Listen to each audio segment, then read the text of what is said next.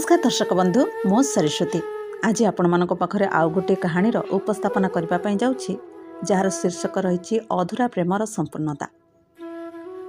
गाँवर शेष मुंडरे थिबा पुराणा बरगछ तले सेमानकर प्रथम देखा होइतिला। से दिन आकाश रे हालका मेघ और पवन रे अजणा भावना भरी रहितिला। से दिन आकाश एका एका बसी कविता लिखुतिला।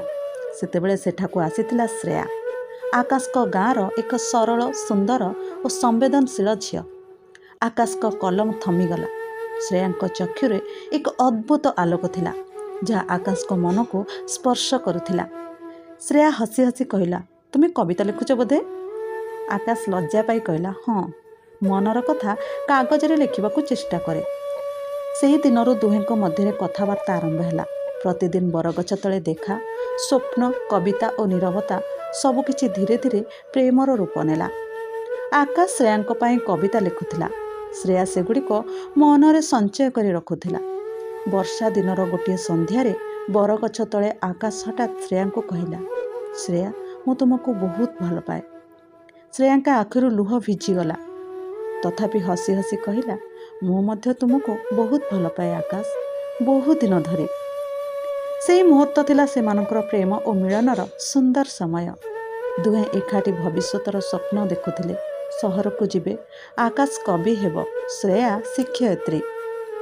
किंतु भाग्य सबुबेले स्वप्न को साथ देउ न थाए।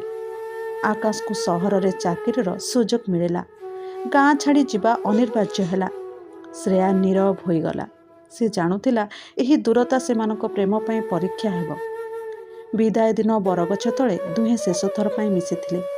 आकाश कहिला, तुमे मन दुख करनी श्रेया, मु निश्चय फेरी आसीबी। श्रेया से दिन हसी हसी कहिथिला, मु मध्य तुमको अपेक्षा करिथिबी। सहरर जीवन आकाश को व्यस्त करदेला। आरंभ रे चिट्ठी, फोन सबू हेउथिला, किंतु समय सहित दूरता बढ़िला। चिट्ठी और फोन धीरे धीरे कमीगला। श्रेया प्रतिदिन बरगछ तले बसी अपेक्षा करुथिला ता आकाश को, किंतु आकाश फेरिला नहीं। दिन आसिला, श्रेयांको विवाह निश्चित हैला।